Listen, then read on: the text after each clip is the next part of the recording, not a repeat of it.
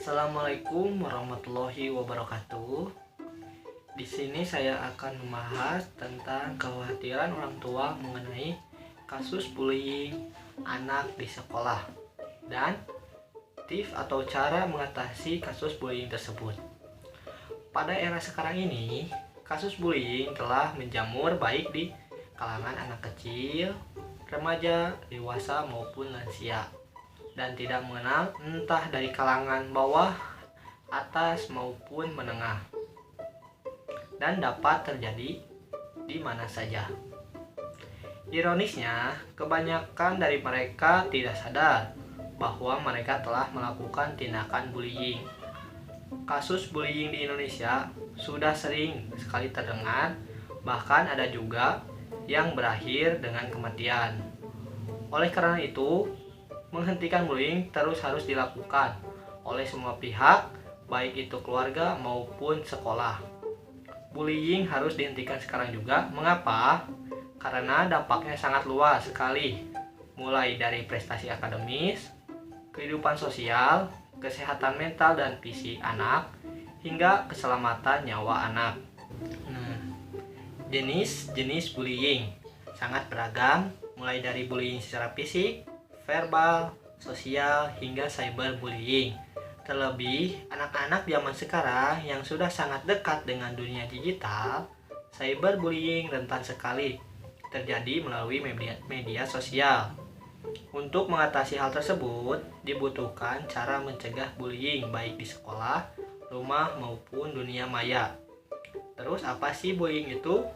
Bullying adalah sikap atau perilaku agresif yang terjadi secara terus-menerus, di mana satu atau sekelompok orang dalam posisi berkuasa dengan sengaja mengintimidasi, menyalahgunakan, atau memaksa individu lain dengan maksud menyakiti korbannya secara fisik maupun emosional.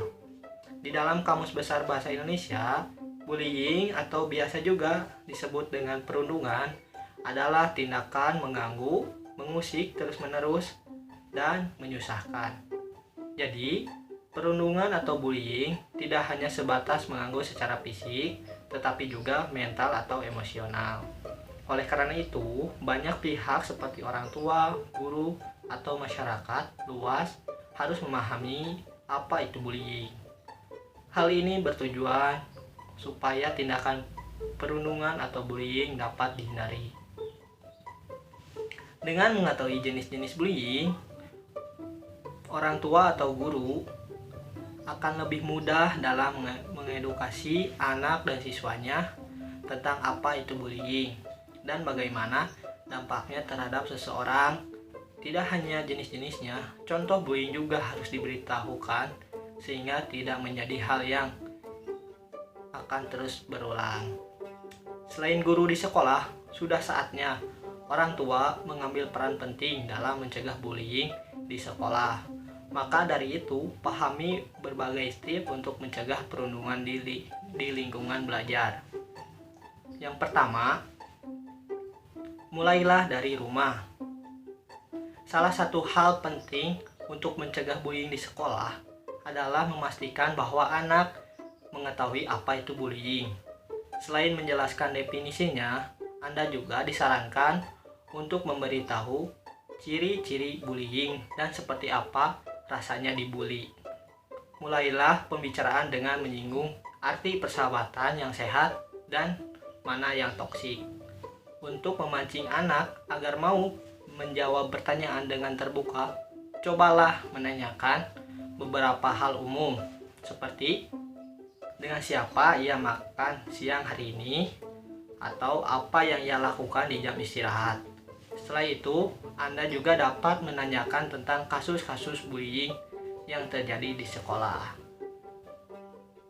Yang kedua, ajarkan si kecil dengan sifat baik dan tegas. Tidak selamanya anak menjadi korban bullying. Bisa saja ia menjadi pelaku bullying di sekolah. Untuk mencegah hal ini terjadi, orang tua harus memperkenalkan sifat baik dan tegas kepadanya. Tegaskan kepada anak untuk tidak memukul atau mengejek orang lain. tidak hanya tindakan fisik saja, mereka juga harus tahu bahwa perkataannya juga bisa menyakiti hati anak lain. Jika sifat-sifat ini sudah ditanamkan sejak dini, diharapkan ia akan tumbuh sebagai pribadi yang baik dan disenangi oleh orang-orang di sekitarnya. Yang ketiga, ajari anak untuk tidak diam saat dibully. Jika tidak dibekali pengetahuan mengenai cara menghadapi bullying di sekolah, kemungkinan besar anak akan diam saja saat menjadi korbannya. Untuk mencegah, orang tua disarankan untuk meminta anak untuk mengambil tindakan saat menjadi korban bullying di sekolah.